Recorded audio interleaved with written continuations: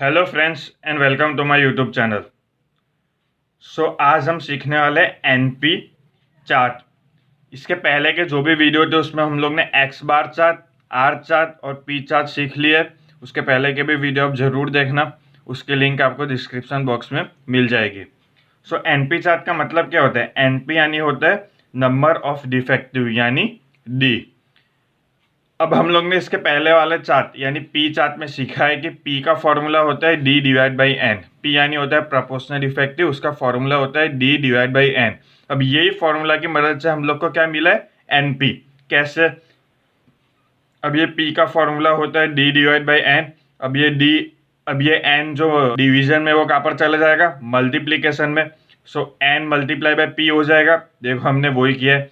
N multiply by P यानी N P is equal to ये D तो बचा ही है। इससे हमको क्या प्रूव हुआ? इससे हमको प्रूव हुआ कि एनपी यानी होता है नंबर ऑफ डिफेक्टिव।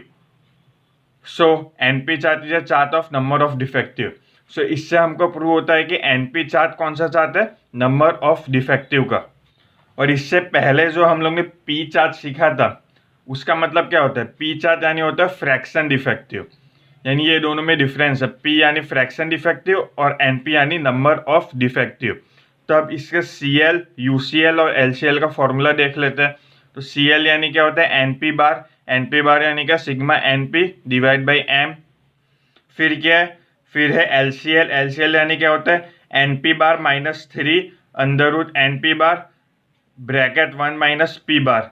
फिर आता है यूसीएल, इसका मतलब है एनपी बार प्लस 3 अंडर रूट एनपी बार 1 माइनस पी बार। ये दोनों में कुछ डिफरेंस नहीं है, एलसीएल में खाली माइनस होता है, यूसीएल में खाली प्लस होता है। अब आप सोचोगे कि इसमें पी बार कैसे फाइंड करेंगे? ये जो पी बार दिखाई दे रहा है ना, ये कैसे फाइंड करेंगे? तो इसका एक सिंपल सा फॉर्मूला है जो आपको याद रखना है। पी बार यानी होता है np bar divide by n. N यानी नंबर ऑफ आइटम अलॉट और इसमें एम यानी क्या होता है? Number of sample. तो अब चलो इसका एक सम देखते हैं तो आपको ज़्यादा क्लियर होगा। हम सबसे पहले कौन सा देखेंगे? हम सबसे पहले देखेंगे सम नंबर 36। इधर स्क्रीन में आपको सम नंबर 36 दिखाई दे रहा होगा। क्या है इसमें? From a factory manufacturing fountain pen nibs sample of 1000 nibs is taken every day. The number of defective nib in each sample is given below. Draw a suitable chart and comment on the chart of control. इसमें ऐसा specific दिया नहीं है कि हम लोग को कौन सा चार्ट बनाना है, खाली ऐसा लिखा है ड्रॉ ए सुटेबल चार्ट। तो इधर सबको बहुत कंफ्यूज होता है कि इधर पी चार्ट बनाना है कि एनपी चार्ट। तो सिंपल है, इधर हम लोग को डे दिया है 1 to 8, number of defective nibs दिया है ना। तब डिफेक्टिव निब्स यानी क्या होता है? डिफेक्टिव निब्स यानी कितने डिफेक्टिव निब्स है वो दिया है। अब उसका मतलब होता है सिंपल एनपी।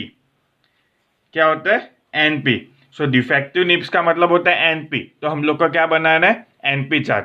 तो इससे हमको क्या प्रूव हुआ? इससे हमको प्रूव हुआ जब भी क्वेश्चन में डिफेक्टिव लिखा हो, डिफेक्टिव नंबर में, ये देखो डिफेक्टिव निब्स यानी नंबर में है ना, देखो नंबर ऑफ डिफेक्टिव निब्स, जब भी नंबर ऑफ डिफेक्टिव में कुछ लिखा हो तो आपको एनपी चार्ट बनाना होगा। और जब भी ऐसा डायरेक्टली बोल के रखा हो पी चार्ट बनाना हो तो पी चार्ट बनाने का, या फिर फ्रैक्शन डिफेक्टिव पूछा हो तब पी चार्ट बनाने का। लेकिन इधर क्या पूछा है? इधर पूछा है नंबर ऑफ डिफेक्टिव। इधर नंबर ऑफ डिफेक्टिव पूछा है यानी क्या बनाने का? NP chart. तो चलो एनपी चार्ट इसमें बनाते हैं। ये कितने डे है?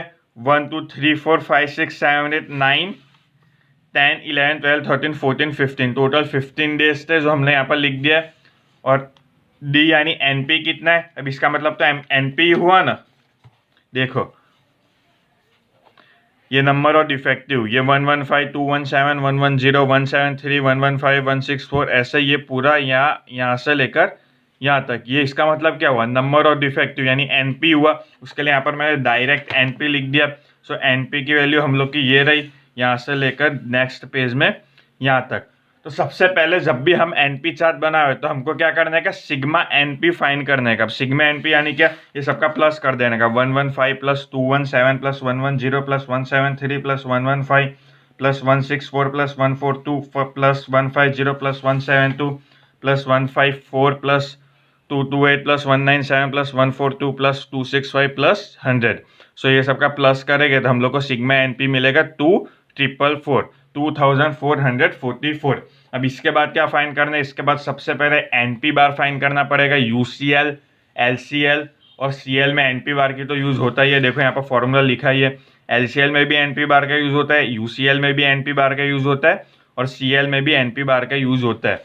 उसके लिए सबसे पहले एनपी बार फाइंड करना पड़ेगा, उसका फॉर्मूला है sigma np divide by M.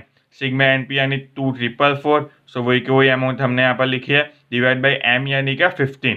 सो ये दोनों का डिवीजन करेंगे तो हम लोग को एनपी बार मिला 162.93।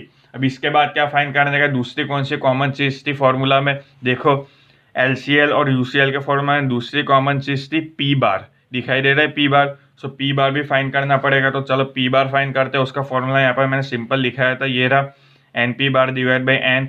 सो पी बार का फॉर्मूला होता है n p bar divide by n. अब एन पी बार हम लोग का क्या आया, ये रहा 162.93। सो एन पी बार की जगह हम लोग ने 162.93 लिख दिया, डिवाइड बाई एन। एन क्या है, एन यानी कितने नंबर ऑफ आइटम है। सो टोटल कितने निप्स है, सो टोटल 1000 है। देखो ये रहा क्वेश्चन में, ये रहा 1000। सो एन की वैल्यू हम लोग को लेने की 1000, सो यहाँ पर 1000 लिख दिया। सो 162.93 डिवाइड बाई 1000। सो हम लोग को पी बार मिला 0.1629। अब क्या फाइंड करना है, अब देखो कौन सी चीज कॉमन है फॉर्मूला में। देखो एन पी बार कॉमन था तीनों में, सीएल में भी था, एलसीएल में भी एन पी बार था और यूसीएल में भी था। फिर क्या कॉमन था, एलसीएल में पी बार कॉमन था, ये रहा पी बार, देखो दिखाई दिया, उसके लिए पी बार भी फाइंड कर दिया। अब तीसरी कॉमन चीज है ये under root n p bar 1 minus p bar, देखो ये दोनों सेम है ना यूसीएल और एलसीएल में, तो ये भी फाइंड कर देने का। सो देखो वही का वही हम लोग ने फाइंड किया, under root n p bar 1 minus p bar. So under root n p bar की वैल्यू क्या है 162.93, जो हम लोग ने यहाँ पर फाइंड किया था वो लिख दिया। 1 माइनस पी बार की वैल्यू क्या है 0.1629, सो यहाँ पर 0.1629 लिख दिया। अब 162.93 तो रहेगा ही, 1 माइनस 0.1629 क्या होगा 0.8371। अब ये दोनों का मल्टीप्लीकेशन करेगा, उसका अंडर रूट फाइंड करेंगे तो आंसर आएगा 11.6786। तो इधर हम लोग को फॉर्मूला में जिसकी भी रिक्वायरमेंट थी वो सब हम लोग ने फाइंड कर दिया। अब सिंपल है, सीएल, यूसीएल और एलसीएल फाइंड कर देते हैं। सीएल, यूसीएल, एलसीएल हम लोग फाइंड करते हैं क्योंकि इसकी मदद से हम लोग ग्राफ बना सकते हैं। तो सीएल का फॉर्मूला क्या है, देखो सीएल का फॉर्मूला है एनपी बार। सो यहाँ पर मैंने वही लिखा है, CL is equal to NP bar. NP bar की वैल्यू यानी क्या 162.93, सो यहाँ पर 162.93 लिख दिया। एलसीएल की वैल्यू क्या होगी, एलसीएल की फॉर्मूला देखो, एलसीएल का फॉर्मूला है एनपी बार माइनस 3 अंडर रूट एनपी बार 1 माइनस पी बार। सो वही का वही फॉर्मूला हम लोग ने यहाँ पर लिखा है। एनपी बार की वैल्यू क्या है 162.93, सो 162.93 माइनस 3 है तो 3।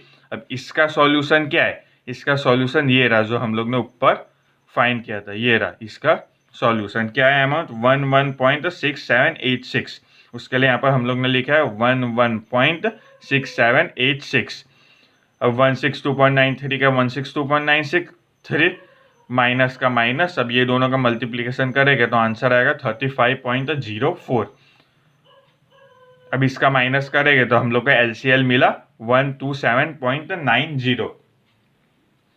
सो गाइज इधर हम लोग को एलसीएल मिल गया। अब क्या फाइंड करना है, अब सिंपल, अब यूसीएल फाइंड करना है। देखो यूसीएल का फॉर्मूला ये रहा, क्या है यूसीएल का फॉर्मूला एनपी बार प्लस 3 अंडर रूट एनपी बार 1 माइनस पी बार। अब एलसीएल और यूसीएल के फॉर्मूला में क्या डिफरेंस था, एक ही डिफरेंस है ना। देखो एलसीएल में माइनस था और यूसीएल में प्लस है, तो क्या करने का, ये माइनस की जगह क्या हो जाएगा, ये माइनस की जगह यहाँ पर प्लस हो जाएगा, यानी ये दोनों का प्लस करने का। हमने देखो वही किया है पीछे, देखो वही किया ना, यूसीएल का फॉर्मूला लिखा है और यहाँ पर प्लस लिखा है। एनपी बार की वैल्यू ये रही और इसकी पूरे की वैल्यू थी 35.04। सो 162.93 प्लस 35.04 हम लोग को मिला 197.97। सो यूसीएल की वैल्यू हम लोग किया है 197.97, एलसीएल की वैल्यू है 127.90 एंड सीएल की वैल्यू है 162.93। अब हम लोग को जैसे कि यूसीएल, सीएल और एलसीएल मिल गया, तब हम क्या बनाएंगे, ग्राफ। सो इधर मैंने पहले से ग्राफ बना के रखा है, ये रहा, आपको स्क्रीन में ग्राफ दिखाई दे रहा होगा। अब ये ग्राफ बनाना कैसे है, तो सिंपल है।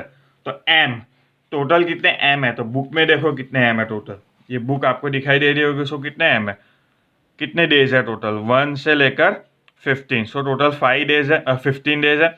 सो यही 15 डेज हम लोग कहाँ पर लिखेंगे, एक्स एक्सिस में। तो देखो एक्स एक्सिस में लिखा है 1 2 15, एक्स एक्सिस में लिखा है ना। उसके बाद क्या वाई एक्सिस में क्या लिखने का, वाई एक्सिस में लिखने का नंबर ऑफ डिफेक्टिव। तो नंबर ऑफ डिफेक्टिव दिखाई दे ही रहा होगा आपको बुक में, ये सब कहाँ पर लिखने का, वाई एक्सिस में। सो नंबर ऑफ डिफेक्टिव में सबसे स्मॉल डिजिट आपको क्या दिखाई दे रही है, सबसे स्मॉल है ये 100, 15 नंबर में दिखाई दिया 100। और सबसे लार्ज क्या दिखाई दे रही है, सबसे लार्ज ये 14 नंबर वाली है, उसके पहले की 265।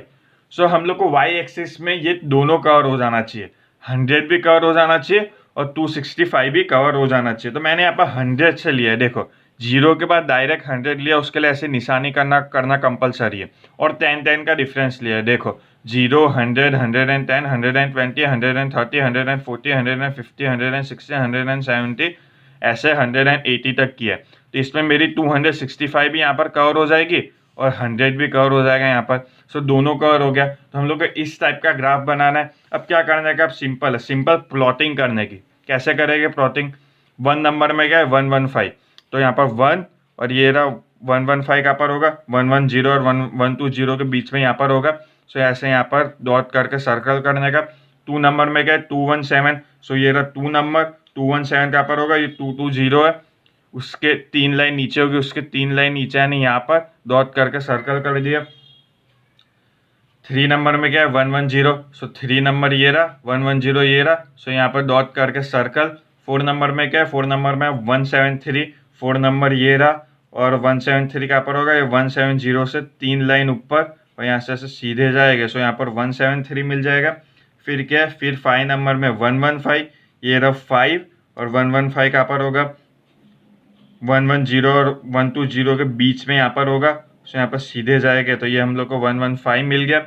6 नंबर में क्या है, 6 नंबर में 164, सो ये रहा 6 और ये रहा 164 कहाँ पर होगा, ये 160 के 4 लाइन ऊपर, सो यहाँ पर होगा 164।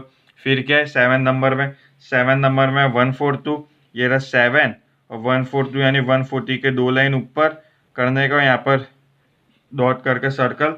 फिर क्या है 8 नंबर में है 150, ये रहा 8 नंबर और ये रहा 150, सो यहाँ पर डॉट करके सर्कल। फिर है 9 में 172, ये रहा 9 और ये 170 ये रहा, सो क्या होगा यहाँ पर डॉट करके ऐसे सर्कल हो जाएगा। फिर क्या है 10 नंबर में, 10 नंबर में 154 है, सो ये रहा 10 और 154 हम लोग का क्या चला गया, ये रहा 150 और 160 के बीच में यहाँ पर होगा 154। फिर क्या है 11 नंबर में क्या है 228, ये रहा 11 और 228 यानी क्या होगा, ये 228, 2 यहाँ पर होगा 230 के 2 नंबर नीचे, ये रहा 230 उसके 2 नंबर नीचे होगा ना। फिर क्या है 12 नंबर में 197, ये रहा 12 और 197 का होगा 200 के 3 नंबर नीचे, 3 नंबर नहीं सॉरी 3 लाइन नीचे, तो यहाँ पर डॉट करके सर्कल करने के। वैसे 13 का 142, ये 13 और ये 142 यहाँ पर। 14 नंबर में क्या है, 14 नंबर में 265, 265 तो 270 और 260 के बीच में यहाँ पर डॉट करके सर्कल। और 15 में क्या है 100, तो यहाँ पर डॉट करके सर्कल। अब आप अपने हिसाब से थोड़ा ऊपर नीचे होगा तो कोई वांधा आएगा नहीं। अब क्या करने का, अब स्केल से ऐसे ये सब लाइन को जॉइंट कर देने का।